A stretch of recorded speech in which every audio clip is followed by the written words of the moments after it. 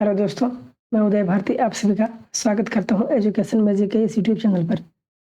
दोस्तों, हमारा जो है अभी जो चल रहा है वो 8th का हिस्ट्री, ठीक है, एनसीईआरटी, तो जिसमें हमारा जो पहला चैप्टर है कब कैसे कहाँ वाला जो है वो कंप्लीट हो चुका है। उसका क्वेश्चन आंसर भी हो चुका है। उसके लिए दोस्तों आप लोग के लिए एक प्लेलिस्ट बना दिया गया है, आप उसको विजिट कीजिए। आपको जो है 1 नंबर चैप्टर 1 का डिटेल मिल जाएगा, सॉल्यूशन भी, और इसका जो है स्टडी भी हम लोग जो उसको अच्छे से तैयार किए वो भी आपको मिल जाएगा।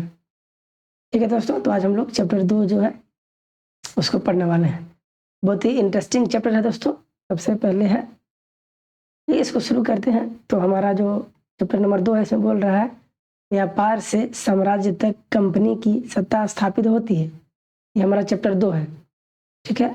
तो व्यापार से साम्राज्य तक कंपनी की सत्ता स्थापित होती है, तो उसके बारे में हम लोग पढ़ेंगे। चलिए शुरू करते हैं बिना देरी किए हुए। दोस्तों, मुगल बादशाहों में औरंगजेब जो है आखिरी शक्तिशाली बादशाह थे, ठीक है। मुगल वंश मुगल मुगल जो वंश है,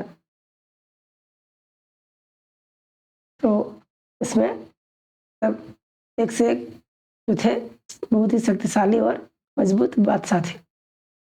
तो औरंगजेब जो है वो आखिरी शक्तिशाली बादशाह थे।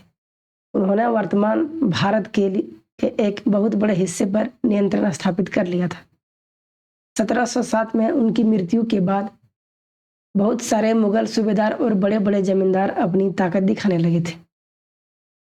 दोस्तों, आप याद रखिएगा कि औरंगजेब जो है आखिरी शक्तिशाली बादशाह थे और उसकी मृत्यु जो है वो 1707 में हुई थी, ठीक है। उन्होंने अपनी क्षेत्रीय रियासतें कायम कर ली थी। जैसे जैसे विभिन्न भागों में ताकतवर क्षेत्रीय रियासतें सामने आने लगी, दिल्ली अधिक दिनों तक प्रभावी केंद्र के रूप में नहीं रह सकी। तो जैसे ही औरंगजेब की मृत्यु होती है, तो बहुत जो उसके जो दरबार में जो या फिर उसके क्षेत्र में जो सूबेदार थे और बड़े बड़े जमींदार थे, वो अपनी जो है ताकत दिखाने लगे और जो है क्षेत्रीय की जो रियासतें थी वो कायम कर ली, ठीक है। और जो दिल्ली है अधिक दिनों तक प्रभावी के रूप में नहीं रहा। 18वीं सदी के उत्तरार्ध तक राजनीतिक क्षितिज पर अंग्रेजों के रूप में एक नई ताकत उभरने लगी थी, ठीक है। 18वीं सदी के पूर्वार्ध जो है वो हमारा मुगल काल है, और उत्तरार्ध जो है वो राजनीतिक क्षितिज पर अंग्रेजों के रूप में एक नई ताकत जो है उभरने लगी थी। तो सवाल है दोस्तों, क्या आप जानते हैं कि अंग्रेज पहल एक छोटी सी व्यापारिक कंपनी के रूप में भारत आए थे। पूछ रहा है कि क्या आप जानते हैं कि अंग्रेज जो है पहले एक छोटी सी व्यापारिक कंपनी के रूप में भारत आए थे और यहाँ के इलाकों पर कब्जे में उनकी ज़्यादा दिलचस्पी नहीं थी। तो फिर ऐसा कैसे हुआ कि एक दिन वे इस विशाल साम्राज्य के स्वामी बन बैठे। इस अध्याय में आप देखेंगे कि यह कैसे हुआ। दोस्तों, अंग्रेज जो है वो व्यापार करने के लिए भारत आए थे, ठीक है। तो एक व्यापारिक कंपनी भारत आती है और उसको यहाँ कोई दिलचस्प नहीं है कि वो यहाँ कब्जा करे।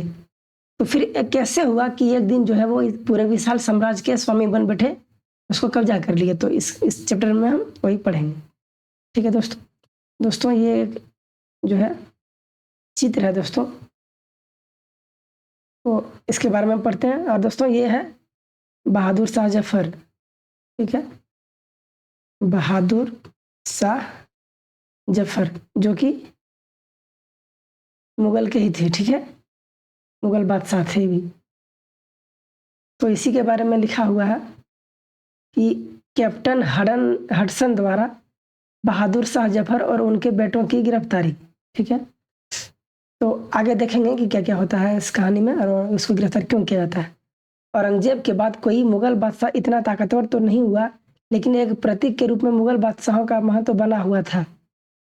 जब 1857 में ब्रिटिश शासन के विरुद्ध भारी विद्रोह शुरू हो गया, तो विद्रोहियों ने मुगल बादशाह बहादुर शाह जफर को ही अपना नेता मान लिया था। जब विद्रोह कुचल दिया गया, तो कंपनी ने बहादुर शाह जफर को देश छोड़ने के लिए मजबूर कर दिया और उनके बेटों को जो है जफर के सामने ही मार डाला। इनके जो बेटे थे बहादुर शाह जफर के सामने में ही उसको मार दिया जाता है। ठीक है, ये उनके बेटे हैं।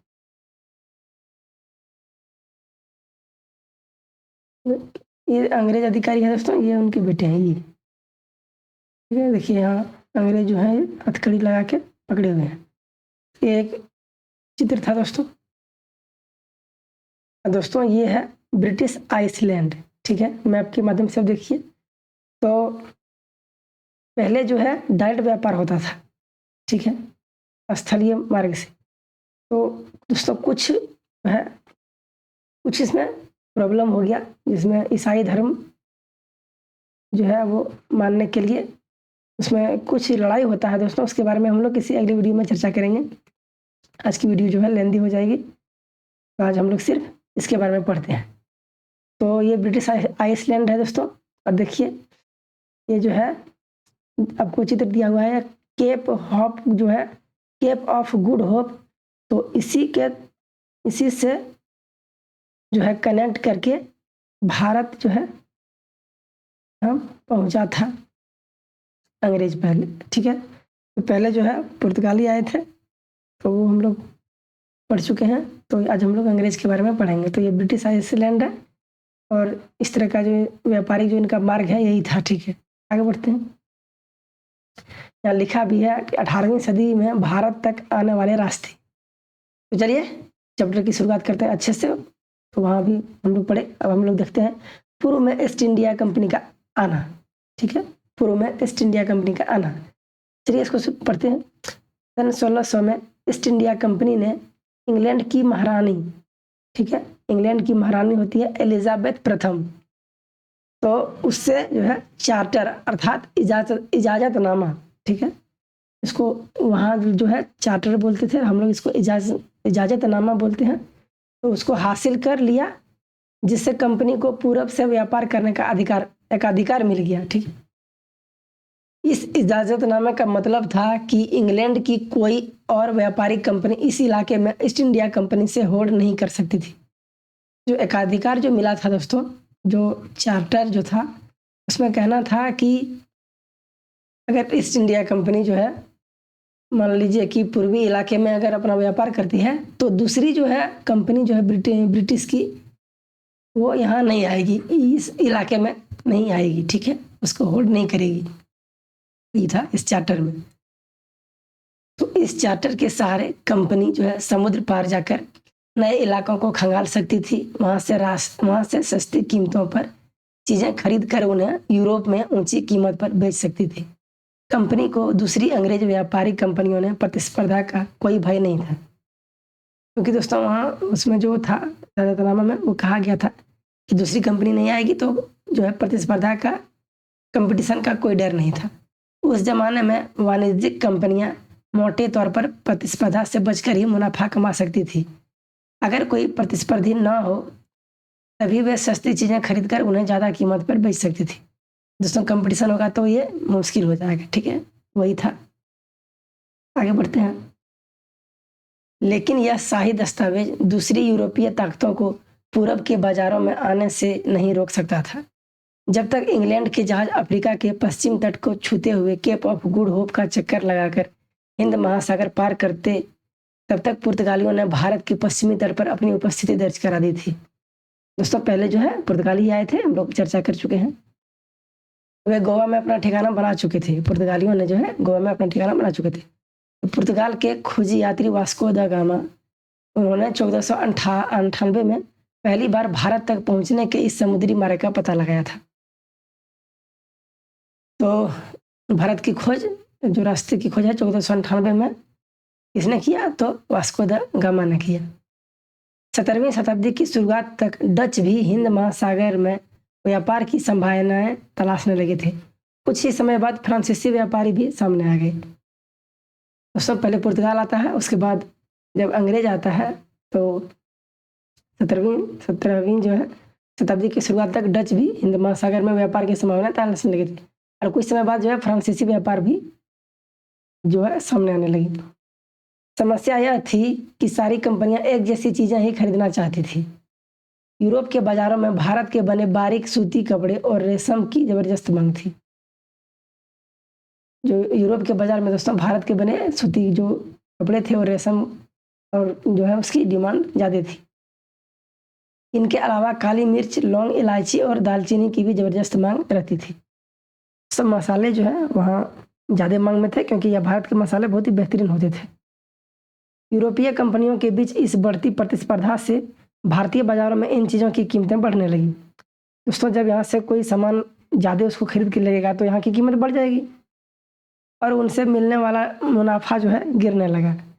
अब इन व्यापारिक कंपनियों के फलने फूलने का यही एक रास्ता था कि वे अपने प्रतिस्पर्धी कंपनियों को ख़त्म कर दें। दोस्तों जब यहाँ उसकी जब डिमांड जब बढ़ेगी तो उसकी कीमत भी बढ़ेगी, तो उससे जो है तो कंपनियों को जो मुनाफा मिलता था वो कम होने लगा। तो उसके पास एक ऑप्शन था कि उसको प्रतिस्पर्धी कंपनियों को ही ख़त्म कर दे, तभी हो सकता था फ़ायदा। लिहाजा बाज़ारों पर कब्जे की इस होड़ ने व्यापारिक कंपनियों के बीच लड़ाइयों की शुरुआत कर दी।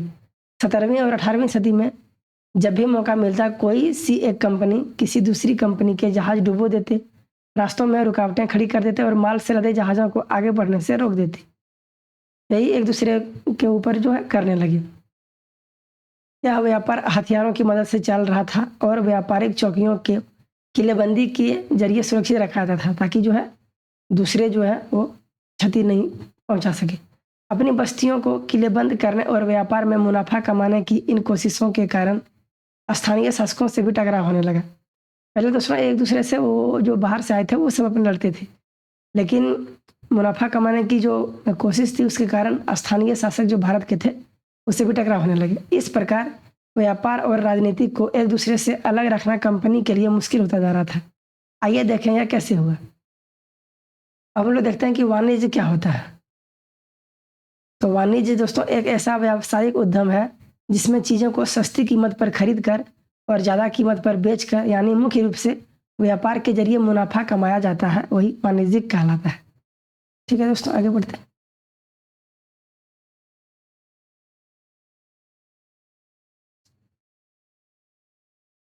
ईस्ट इंडिया कंपनी बंगाल में व्यापार शुरू करती है।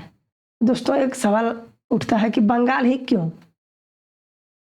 बंगाल ही क्यों? तो दोस्तों इसका उत्तर जो है यहाँ जो है 60 से 70% जो है इंपोर्ट एक्सपोर्ट का यानी आयात निर्यात का साधन था दोस्तों, इसलिए बंगाल को ही चुना जाता है। तो ईस्ट इंडिया कंपनी बंगाल में व्यापार शुरू करती है। चलिए इसको देखते हैं। पहली इंग्लिश फैक्ट्री 1651 में हुगली नदी के किनारे शुरू हुई। कंपनी के व्यापारी यहीं से अपना काम चलाते थे। इन व्यापारियों को उस जमाने में फैक्टर कहा जाता था। इस फैक्ट्री में वेयर हाउस था जहां निर्यात होने वाली चीज़ें को जमा किया जाता था। यहीं पर उसके एक दफ्तर होते थे जिनमें कंपनी के अफसर बैठते थे। जैसे जैसे व्यापार फैला कंपनी ने सौदागरों और व्यापारियों को फैक्ट्री के आसपास आकर बसने के लिए प्रेरित किया। 1696 तक कंपनी ने इस आबादी के चारों तरफ एक किला बनाना शुरू कर दिया था। 2 साल बाद उसने मुगल अफसरों को रिश्वत देकर 3 गांवों की जमींदारी भी खरीद ली। ठीक है, इनमें से एक गांव कालीकाता था जो बाद में कलकत्ता बना। अब इसे कोलकाता कहा जाता है। कंपनी ने मुगल सम्राट औरंगजेब को इस बात के लिए भी तैयार कर लिया कि वह कंपनी को बिना शुल्क चुकाए व्यापार करने का फरमान जारी कर दे। दोस्तों पहले जो है व्यापार करने के लिए औरंगजेब को शुल्क दिया जाता था टैक्स के रूप में। ठीक है, तो उसको इस बात के लिए भी तैयार कर लिया कि कंपनी को वह बिना शुल्क चुकाए व्यापार का फरमान जारी कर दे। फरमान क्या होता है दोस्तों? तो फरमान जो है एक शाही आदेश होता है। ठीक है, शाही आदेश यानी मुगल दरबार के द्वारा आपको एक आदेश दिया जाएगा। मान लीजिए कि आपको जो है शुल्क टैक्स नहीं लगेगा व्यापार करने में, तो वही मांग थे कि हमको एक शाही जो है फरमान जारी कर दिया जाए, आदेश दिया जाए। आगे बढ़ते हैं। कंपनी ज़्यादा से ज़्यादा रियायतें हासिल करने और पहले से मौजूद अधिकारों का ज़्यादा से ज़्यादा फायदा उठाने में लगी थी। उदाहरण के लिए औरंगजेब के फरमान से केवल कंपनी को ही शुल्क मुक्त व्यापार का अधिकार मिला था।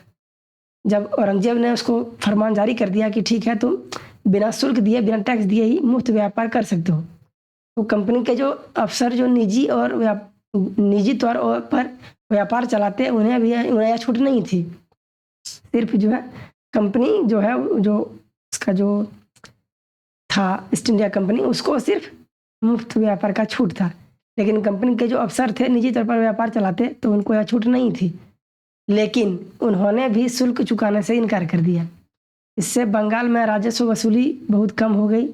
ऐसे में भला बंगाल के नवाब मुर्शिद कुली खां विरोध क्यों ना करते। तो बंगाल के जो नवाब थे दोस्तों, वो उस टाइम मुर्शिद कुली खां थे, जब औरंगजेब जो है इस शुल्क के लिए फरमान जारी की थे कि आपको शुल्क देने की जरूरत नहीं है। आगे बढ़ते हैं दोस्तों। यह एक चित्र है, तो ये चित्र में रॉबर्ट क्लाइव है दोस्तों, एक अंग्रेज है। तो अब हम लोग पढ़ते हैं व्यापार से युद्धों तक। तो जो है पहले जो है व्यापार करने के लिए आई, तो व्यापार से युद्ध तक कैसे परिवर्तन हुआ, ऐसा क्या हुआ, चलिए पढ़ते हैं। तो 18वीं सदी की शुरुआत में कंपनी और बंगाल के नवाबों का टकराव काफी बढ़ गया था। ठीक है, औरंगजेब की मृत्यु के बाद बंगाल के नवाब अपनी ताकत दिखाने लगे थे। उस समय दूसरी क्षेत्रीय ताकतों की स्थिति भी ऐसी ही थी। मुर्शिद कुली खां के बाद अलीवर्दी खां और उसके बाद सिराजुद्दौला बंगाल के नवाब बने। यह सभी शक्तिशाली शासक थे, बहुत ही शक्तिशाली शासक थे। उन्होंने कंपनी को रियायतें देने से मना कर दिया। उसने साफ साफ कह दिया कि तुम्हें हम कोई छूट नहीं देंगे। बंगाल के जो नवाब थे उन्होंने व्यापार का अधिकार देने के बदले कंपनी से नजराने मांगे कि अगर तुमको हम अधिकार देंगे व्यापार करने का, तो तुमको नजराना के रूप में देना होगा। उसे सिक्के ढालने का अधिकार नहीं दिया और उसकी किलेबंदी को बढ़ाने से रोक दिया गया। अगर तुम किलोबंदी कर लेगा, किलेबंदी, तो तुम क्या उसमें करेगा, हम देख नहीं पाएंगे। और तुमको अगर व्यापार करना है तो तुमको नजराने देने होंगे, और सिक्के ढालने का अधिकार नहीं दिया। ठीक है, कंपनी पर धोखाधड़ी का आरोप लगाते हुए उन्होंने दलील दी कि उसकी वजह से बंगाल सरकार की राजस्व वसूली कम होती जा रही है और नवाबों की ताकत कमजोर पड़ रही है। कंपनी टैक्स चुकाने को तैयार नहीं थी। उसके अफसरों ने अपमानजनक चिट्ठियां लिखी और नवाबों व उनके अधिकारियों को अपमानित करने का प्रयास किया। एक तो मैंने चोरी, ऊपर से सीना चोरी, उसका कहना यही था। कंपनी ने धोखाधड़ी का आरोप लगा दिया और कहा कि बंगाल सरकार की वजह से जो है वसूली कम होती जा रही है और नवाबों की ताकत कमजोर पड़ रही है। कंपनी टैक्स चुकाने को तैयार नहीं थी, तो जो है अफसरों ने अपमानजनक चिट्ठी लिखी और नवाबों व उनके उत्तराधिकारियों को अपमानित करने का प्रयास किया। कंपनी का कहना था कि स्थानीय अधिकारियों को कि बेतुकी मांगों से कंपनी का व्यापार तबाह हो रहा है। व्यापार तभी फल फूल सकता है जब सरकार शुल्क हटा ले। कंपनी का भी कहना था कि इसकी बेतुकी मांग है, कंपनी का जो व्यापार है इसे तबाह हो रहा है। व्यापार तभी फल फूल सकता है जब सरकार जो है टैक्स हटा ले। बंगाल के शासक कंपनी को इस बात का भी यकीन था कि अपना व्यापार फैलाने के लिए उसे अपनी आबादी बढ़ाने लगी, तो गांव खरीदने होंगे और किलों का पुनर्निर्माण करना होगा। ये टकराव दिनों दिन गंभीर होते गए। अंततः इन टकरावों की परिणति प्लासी के युद्ध के रूप में हुई। अब लोग आगे पढ़ते हैं। तो कठपुतली क्या होता है दोस्तों? तो यह एक खिलौना होता है जिसे आप धागों के सहारे अपने हिसाब से नचाते हैं। यानी जो व्यक्ति किसी और के इशारे पर चलता है उसे भी मजाक उड़ाने के लिए अक्सर कठपुतली कहा जाता है। इसका जिक्र होगा दोस्तों, इसलिए हम लोग पहले पढ़ लिए कि कठपुतली क्या होता है। अब हम लोग देखते हैं प्लासी का युद्ध। ठीक है, 1756 में अलीवर्दी खां की मृत्यु के बाद सिराजुद्दौला बंगाल के नवाब बने। ठीक है, अलीवर्दी खां की मृत्यु के बाद 1756 में उसकी मौत हो जाती है। उसके बाद जो है सिराजुद्दौला जो है बंगाल का नवाब बनता है। कंपनी को सिराजुद्दौला की ताकत से काफी भय था। तो सिराजुद्दौला तो बहुत ही शक्तिशाली शासक था दोस्तों। सिराजुद्दौला की जगह कंपनी एक ऐसा कठपुतली नवाब चाहती थी। कठपुतली का जिक्र यहाँ हो गया दोस्तों, इसे हम लोग पढ़े जो उसे व्यापारिक रियायतें और अन्य सुविधाएं आसानी से देने में आनाकानी न करे। कठपुतली एक नवाब चाहते थे जो उसको सारी सुविधाएं दे और जो है हमें उसमें जो है प्रॉब्लम ना हो व्यापार करने में। कंपनी ने प्रयास किया कि सिराजुद्दौला के प्रतिद्वंदियों में से किसी को नवाब बना दिया जाए। कंपनी की कामयाबी नहीं मिली। उसने कोशिश किया लेकिन उसको जो है कामयाबी नहीं मिली। जवाब में सिराजुद्दौला ने हुक्म दिया कि कंपनी उनके राज्यों के राजनीतिक मामलों में टांग अड़ाना बंद कर दे। तुम व्यापार करने के लिए आए हो तो तुम मेरे जो है राजनीतिक मामलों में टांग क्यों अड़ा रहे हो? उनका भी कहना सही था। किलेबंदी रोके और बाकायदा राजस्व चुकाए। जब दोनों पक्ष पीछे हटने को तैयार नहीं हुए तो अपने 30,000 सिपाहियों के साथ नवाब ने कासिम बाजार में स्थित इंग्लिश फैक्ट्री पर हमला बोल दिया। सिराजुद्दौला जो है 30,000 सैन्य सिपाहियों के साथ नवाब के कासिम बाजार में स्थित इंग्लिश फैक्ट्री पर हमला बोल दिया। नवाब की फौजों ने कंपनी के अफसरों को गिरफ्तार कर लिया, गोदाम पर ताला डाल दिया, अंग्रेजों के हथियार छीन लिए। सोचिए अंग्रेजों की अभी क्या स्थिति है दोस्तों, लेकिन धीरे धीरे परिवर्तन हो जाएगा, तो हम लोग भी आगे पढ़ेंगे। अंग्रेज जहाज़ों को घेरे में ले लिया। इसके बाद नवाब ने कंपनी के कलकत्ता स्थित किले पर कब्जे के लिए उधर का रुख किया। ठीक है, यहाँ पे तालेबंदी करके, घेरेबंदी करके और कलकत्ता स्थित किले के लिए रुख किया। कलकत्ता के हाथ से निकल जाने की खबर सुनने पर मद्रास में तैनात कंपनी के अफसरों ने भी रॉबर्ट क्लाइव के नेतृत्व में सेनाओं को रवाना कर दिया। इस सेना को नौसैनिक बेड़े की मदद भी मिल रही थी। ठीक है, इसके बाद नवाब के साथ लंबे समय तक सौदेबाजी चली। आखिरकार 1757 में रॉबर्ट क्लाइव ने प्लासी के मैदान में सिराजुद्दौला के खिलाफ कंपनी की सेना का नेतृत्व किया। नवाब सिराजुद्दौला की हार का एक बड़ा कारण उनके सेनापतियों में से एक सेनापति मीर जाफर, इसके बारे में याद रखिएगा दोस्तों। और जो लड़ाई होती है वो किसके किसके बीच होती है, तो दोस्तों ये जो है सिराजुद्दौला के बीच लड़ाई होती है। मीर जाफर की कारगुजारियां भी थी। मीर जाफर की टुकड़ियों ने इस युद्ध में हिस्सा नहीं लिया। रॉबर्ट क्लाइव ने यह कहकर उसे अपने साथ मिला लिया था कि सिराजुद्दौला को हटाकर मीर जाफर को नवाब बना दिया जाएगा। प्लासी की जंग इसलिए महत्वपूर्ण मानी जाती है क्योंकि भारत में यह कंपनी की पहली बड़ी जीत थी। प्लासी का युद्ध होता है पहला ऐसा युद्ध है जिसमें कंपनी को पहली जो है बड़ी जीत मिली थी। प्लासी की जंग के बाद सिराजुद्दौला को मार दिया गया और मीर जाफर को नवाब बनाया। जब युद्ध खत्म, युद्ध में सिराजुद्दौला को मार दिया और मीर जाफर को नवाब बनाया। कंपनी अभी भी शासन की जिम्मेदारियां संभालने को तैयार नहीं थी। उसका मूल उद्देश्य तो व्यापार को फैलाना था। अगर यह काम स्थानीय शासकों की मदद से बिना लड़ाई लड़े ही किया जा सकता था तो किसी राज्य को सीधे अपने कब्जे में लेने की क्या जरूरत थी। उसने जो है मीर जाफर को बना दिया राजा, वहाँ का शासक बना दिया, और नो टेंशन में कि हमको सिर्फ व्यापार करना है, शासन को तुम संभालो, हमको उससे मतलब नहीं है। हमको सिर्फ और सिर्फ उसका उद्देश्य था कि हमको व्यापार को फैलाना है। ठीक है, जल्द ही कंपनी को एहसास होने लगा कि यह रास्ता भी आसान नहीं है। कठपुतली नवाब भी हमेशा कंपनी के इशारों पर नहीं चलते थे। आखिरकार उन्हें भी तो अपनी प्रजा की नज़र में सम्मान और प्रभुत्व का दिखावा करना पड़ता था। तो फिर कंपनी क्या करती? जब मीर जाफर ने कंपनी का विरोध किया तो कंपनी ने उसे हटाकर मीर कासिम को नवाब बना दिया। जब मीर कासिम परेशान करने लगा तो बक्सर की लड़ाई 1764, दोस्तों बक्सर की लड़ाई कब होती है? तो 1764 में। 1764 में उसको भी हराना पड़ा। उसे बंगाल से बाहर कर दिया गया और मीर जाफर को दोबारा नवाब बनाया गया।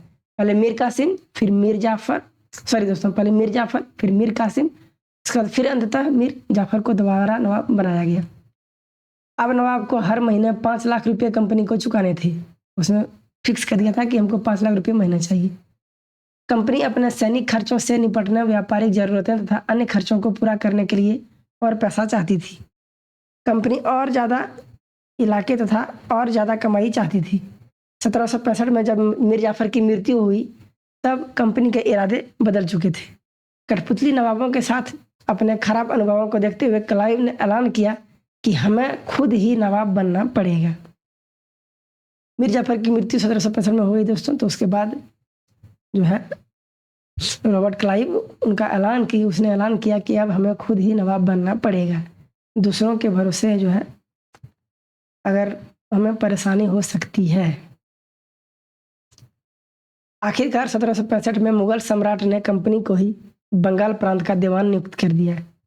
ठीक है, 1765 में मुगल सम्राट ने कंपनी को ही बंगाल प्रांत का दीवान नियुक्त कर दिया। दीवानी मिलने के कारण कंपनी को बंगाल के विशाल राजस्व संसाधनों पर नियंत्रण मिल गया था। इस तरह कंपनी की एक पुरानी समस्या हल हो गई थी। 18वीं सदी की शुरुआत से ही भारत के साथ उसका व्यापार बढ़ता जा रहा था, लेकिन उसे भारत में ज़्यादातर चीज़ें ब्रिटेन से लाए गए सोने और चांदी के बदले में खरीदनी पड़ती थी। उनकी वजह यह थी कि उस समय ब्रिटेन के पास भारत में बेचने के लिए कोई चीज़ नहीं थी। प्लासी की जंग के बाद ब्रिटेन से सोने की निकासी कम होने लगी और बंगाल की दीवानी मिलने के बाद भारत जो है ब्रिटेन से सोना लाने की ज़रूरत नहीं रही। अब भारत से होने वाली आमदनी के सहारे ही कंपनी अपने खर्चे चला सकती थी। पहले अब वहाँ से सोने चांदी लाती थी और यहाँ व्यापार करती थी उसको दे करके भारत में। लेकिन अब वो नहीं वैसा कर रही थी, ठीक है। इस कमाई से कंपनी भारत में सूती और रेशम कपड़े खरीद सकती थी, उनकी फौजों को संभाल सकती थी और कलकत्ते में किला और दफ्तरों का निर्माण की लागत उठा सकती थी। जब शासक बन गया तो फिर पैसा वैसा लाना बंद कर दिया। अगला हेडिंग है कंपनी के अफसर जो है नवाब बन बैठे। चलिए पढ़ते हैं इसको। नवाब बनने का क्या मतलब था? इसका एक मतलब तो यही था कि कंपनी के पास अब सस्ता और जो है ताकत थी, लेकिन इसके कुछ और फायदे भी थे। कंपनी का हर कर्मचारी नवाबों की तरह जीने की ख्वाब देखने लगा था।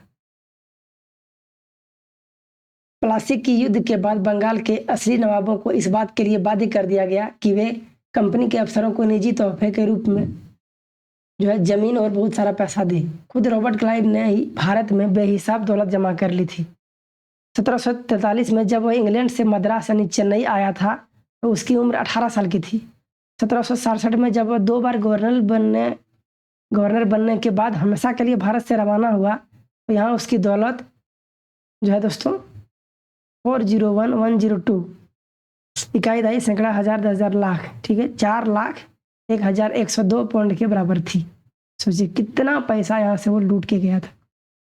देखो दिलचस्प बात यह थी कि गवर्नर के अपने दूसरे कार्यकाल में उसे कंपनी के भीतर फैले भ्रष्टाचार को खत्म करने का काम सौंपा गया था, लेकिन 1772 में ब्रिटिश संसद में उसे खुद भ्रष्टाचार के आरोपों पर अपनी सफाई देनी पड़ी। सरकार को उसकी अकुत संपत्ति के स्रोत संदेहास्पद लगे रहे थे। उसे भ्रष्टाचार आरोपों की से बरी तो कर दिया गया, लेकिन 1774 में उसने आत्महत्या कर ली। कितना लूट के गया था कि उसके ऊपर जो है भ्रष्टाचार का आरोप लग गया और वह आरोप से बरी होने के बाद भी उसने 1774 में आत्महत्या कर ली। कंपनी के सभी अफसर क्लाइव की तरह दौलत इकट्ठा नहीं कर पाए।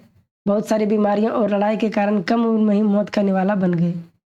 इसके अलावा उन सभी को भ्रष्ट और बेईमान मानना भी सही नहीं होगा। इनमें से बहुत सारे अफसर साधारण परिवारों से आए थे।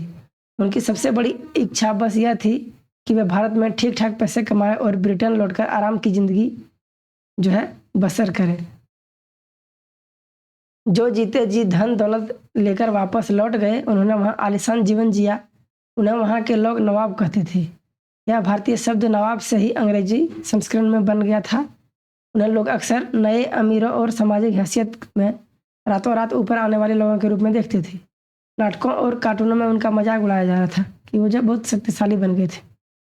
अगला हेडिंग है दोस्तों कंपनी का फैलता शासन। हम लोग देखेंगे कि कंपनी जो है उसकी जो शासन कैसे फैलती है। यदि हम 1757 से 1857 के बीच ईस्ट इंडिया कंपनी के द्वारा भारतीय राज्यों पर कब्जे की प्रक्रिया को देखें तो कुछ महत्वपूर्ण बातें सामने आती है। किसी अनजान इलाके में कंपनी ने सीधे सैनिक हमला प्रायः नहीं किया। उन्होंने किसी भी भारतीय रियासत का अधिग्रहण करने से पहले विभिन्न राजनीतिक, आर्थिक और कूटनीतिक साधनों का इस्तेमाल किया। बक्सर की लड़ाई 1764 के बाद कंपनी ने भारतीय रियासतों में रेजिडेंट तैनात कर दिए। ये कंपनी के राजनीतिक या व्यावसायिक प्रतिनिधि होते थे। उनका काम कंपनी के हितों की रक्षा करना और उन्हें आगे बढ़ाना था। रेजिडेंट के माध्यम से कंपनी के अधिकारी भारतीय राज्यों के भीतरी मामलों की भी दखल देने लगे थे। अगला राजा कौन होगा, किसी पद पर किसको बिठाया जाएगा, इस तरह की चीज़ें वे भी कंपनी के अफसर ही तय करना चाहते थे। कई बार कंपनी ने रियासतों पर सहायक संधि भी थोप दी। जो रियासत इस बंदोबस्त को मान लेती थी उन्हें अपनी स्वतंत्र सेनाएं रखने का अधिकार नहीं रहता था। उसे कंपनी की तरफ से सुरक्षा मिलती थी और सहायक सेना के रख रखाव के लिए वह कंपनी को पैसे देती थी। सोचिए क्या मतलब कहाँ से कहाँ पहुँच गए। अगर भारतीय शासक रकम अदा करने में चूक जाते थे तो जुर्माने के तौर पर उनका इलाका कंपनी अपने कब्जे में ले लेती थी। उदाहरण के लिए रिचर्ड वेलेस्ली गवर्नर जनरल 1798 से 1805 तक रहा था। उस समय अवध के नवाब को 1801 में अपना आधा इलाका कंपनी को सौंपने के लिए मजबूर किया गया, क्योंकि नवाब जो है सहायक सेना के लिए पैसा अदा करने में चूक गए थे। इसी आधार पर हैदराबाद के भी कई इलाके छीन लिए गए। ये है दोस्तों चित्र में हमारा टीपू सुल्तान, इसके बारे में भी हम लोग पढ़ेंगे। तो टीपू सुल्तान को शेर ए मैसूर कहा जाता था, शेर ए मैसूर। चलिए पढ़ते हैं। जब कंपनी को अपने राजनीतिक और आर्थिक हितों पर खतरा दिखाई दिया तो कंपनी ने प्रत्यक्ष सैनिक टकरावों का भी रास्ता अपनाया। दक्षिण भारतीय राज्य मैसूर के उदाहरण से यह बात समझी जा सकती है। हैदर अली का शासनकाल 1761 से 1872 और उसके विख्यात पुत्र टीपू सुल्तान। तो टीपू सुल्तान जो है हैदर अली के बेटे थे। ठीक है दोस्तों, तो इनका जो शासनकाल रहता है वो 1782 से 1799 तक। जैसे शक्तिशाली शासकों के नेतृत्व में मैसूर काफ़ी ताकतवर हो चुका था। मालाबार तट पर होने वाला व्यापार मैसूर रियासत के नियंत्रण में था, जहाँ से कंपनी काली मिर्च और इलायची खरीदती थी। 1785 में टीपू सुल्तान ने अपनी रियासत में पड़ने वाले बंदरगाहों से चंदन की लकड़ी, काली मिर्च और इलायची का निर्यात रोक दिया। सुल्तान ने स्थानीय सौदागरों को भी कंपनी के साथ कारोबार करने से रोक दिया। टीपू सुल्तान ने भारत में रहने वाले फ्रांसीसी व्यापारियों से घनिष्ठ संबंध विकसित किए और उनकी मदद से अपनी सेना का आधुनिकीकरण किया। टीपू सुल्तान जो है दोस्तों वो फ्रांसीसी व्यापारी से अपना जो है संबंध को बहुत ही मित्रतापूर्ण बना लिए थे और उनकी मदद से अपनी सेना का आधुनिकीकरण किया। सुल्तान के इन कदमों से अंग्रेज आग बबूला हो गए। उन्हें हैदर अली और टीपू सुल्तान बहुत महत्वाकांक्षी, घमंडी और खतरनाक दिखाई देते थे। अंग्रेजों को लगता था कि ऐसे राजाओं को नियंत्रित करना और कुचलना जरूरी है। फलस्वरूप मैसूर के साथ अंग्रेजों की 4 बार जंग हुई। 67 से 1767 से 69, 80 से 84, 90 से 92 और 1799। श्रीरंगपट्टनम की आखिरी जंग में कंपनी को सफलता मिली। अपनी राजधानी की रक्षा करते हुए टीपू सुल्तान मारे गए और मैसूर का राजकाज अब पुराने वडियार राजवंश के हाथों में सौंप दिया गया। इसके साथ ही मैसूर पर भी सहायक संधि थोप दी गई। एक चित्र है दोस्तों, तो इसमें चित्र में क्या है इसको देखिए, पढ़ते हैं। चित्र 9, टीपू सुल्तान के बेटे को बंधक के रूप में कार्नवालिस के सामने पेश किया जा रहा है, डेनियल ऑर्म द्वारा। ठीक है, चित्र 1793 में बनाई गई है। कंपनी की फौजों को हैदर अली और टीपू सुल्तान ने कई बार युद्ध में हराया था, लेकिन 1792 में मराठों, हैदराबाद के निजाम और कंपनी की संयुक्त फौजों के हमले के बाद टीपू सुल्तान को अंग्रेजों से संधि करनी पड़ी थी। इस संधि के तहत उनके 2 बेटों को अंग्रेजों ने बंधक के रूप में अपने पास रख लिया। ब्रिटिश चित्रकारों को ऐसे दृश्य की जो है तस्वीर बनाने में मजा आता था जिन्होंने अंग्रेजों की सत्ता की विजय दिखाई देती थी। दोस्तों ये जो है टीपू सुल्तान का खिलौना है। ठीक है, तो चलिए इसके बारे में पढ़ते हैं। टीपू का खिलौना शेर। यह टीपू के एक विशालकाय मशीनी खिलौने की तस्वीर है। इसमें यह नकली शेर एक यूरोपीय सिपाही को दबाए हुए है। जब इसका हैंडल घुमाया जाता है तो नकली शेर दहाड़ता है और सिपाही के भीतर से चिक की आवाज़ आती थी। अब यह खिलौना शेर लंदन स्थित विक्टोरिया एंड एल्बर्ट म्यूजियम में रखा गया है। 4 मई 1799 को जब अपनी राजधानी श्रीरंगपट्टनम की रक्षा करते हुए टीपू सुल्तान की मृत्यु हो गई तो अंग्रेज जो है इस खिलौने को अपने साथ लेकर चले गए थे। ठीक है दोस्तों, तो चलिए एक बार फिर से इसको हम लोग क्विक रिवीजन कर लेते हैं कि हम लोग क्या क्या पढ़े। ठीक है, सबसे पहले हम लोग देखते हैं कि कंपनी जो है औरंगजेब की मृत्यु हो जाती है। उसके बाद उसके जो बड़े बड़े जमींदार ताकत दिखाने लगते हैं। 18वीं सदी तक अंग्रेज जो है उसको व्यापार के लिए होता है और बहादुर शाह जफर जो है उसको सिर्फ जबरदस्ती राजा के रूप में बना दिया जाता है। ये एक चित्र है दोस्तों, यहाँ से केप ऑफ गुड होते हुए भारत से व्यापार करती है। पूर्व में ईस्ट इंडिया कंपनी आती है। एलिजाबेथ जो प्रथम है 1600 में ईस्ट इंडिया कंपनी को महारानी जो है वो चार्टर जो है देती है कि तुम व्यापार करो और वहाँ जो है व्यापार जहाँ वहाँ करोगे जहाँ दूसरी कंपनी होल्ड नहीं कर सकती थी। ठीक है, उसके बाद धीरे धीरे जो है वो अलग अलग जो और यूरोपीय पहुँचने लगे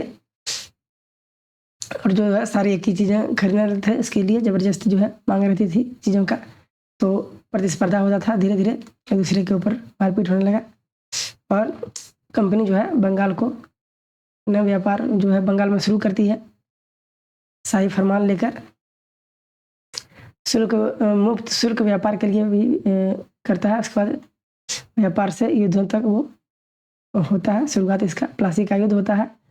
प्लासी के युद्ध में मीर जाफर को जो है राजा बनाया जाता है। सिराजुद्दौला की हार हो जाती है, इसमें उसको मार दिया जाता है। ठीक है, और मिर्ज़ाफ़र से भी जब नहीं बनता है तो फिर मीर कासिम को बनाया जाता है और फिर उसको भी हटाकर फिर मिर्ज़ाफ़र को नवाब बना दिया जाता है। तो प्लासी जो है वो भारत में सबसे पहली विद्युत कंपनी की थी, ये हम लोग पढ़े। उसके बाद 1764 में बक्सर की युद्ध होती है, वहाँ भी नजराने मांगते हैं और धीरे धीरे इसी तरह करके हम लोग देखते हैं कि कंपनी जो है नवाब बन बैठती है। इसके बाद कंपनी जब अपना शासन फैलाती है तो बहुत सारे आरोप लगते हैं, बहुत सारे पैसे होते हैं। टीपू सुल्तान जो है उसके बाद मैसूर के जो राजा होते हैं तो इनके साथ भी युद्ध होता है और आखिरकार टीपू सुल्तान की मौत हो जाती है। तो दोस्तों हम लोग आज तक इतना ही रखते हैं क्योंकि वीडियो जो है काफ़ी बड़ी हो चुकी है। वीडियो जो है लगभग 30-35 मिनट हो चुकी है। तो अब हम लोग दूसरे वीडियो में देखेंगे कि मराठों से लड़ाई यहाँ से हम लोग शुरू करेंगे। ये दोस्तों कल इसकी वीडियो आ जाएगी। उसके बाद जब वीडियो ये पूरा कंप्लीट हो जाएगा उसके बाद हम लोग क्वेश्चन आंसर को करेंगे। तो ठीक है दोस्तों, थैंक यू। दोस्तों वीडियो कैसी लगी आप हमें कमेंट कीजिएगा, वीडियो को लाइक कीजिएगा, चैनल को सब्सक्राइब कर लीजिएगा। दोस्तों इस तरह के वीडियो हम लोग आपके लिए लाते रहते हैं। तो मैं उदय भारती आप सभी का बहुत बहुत थैंक यू कहता हूँ कि आप लोग जो है वीडियो में बने रहे। तो एजुकेशन जो है मैजिक हमारे चैनल का नाम है। हमारे दोस्तों चैनल का हैंडल है JCERT8। ठीक है दोस्तों, आज के लिए इतना ही रखते हैं दोस्तों, वीडियो जो है काफ़ी लॉन्ग हो जाएगी। हम लोग अगले वीडियो में यहाँ से आगे बढ़ेंगे जहाँ तक हम लोग पढ़ के आज हम लोग छोड़ रहे हैं। थैंक यू सो मच, मिलते हैं अगले वीडियो में।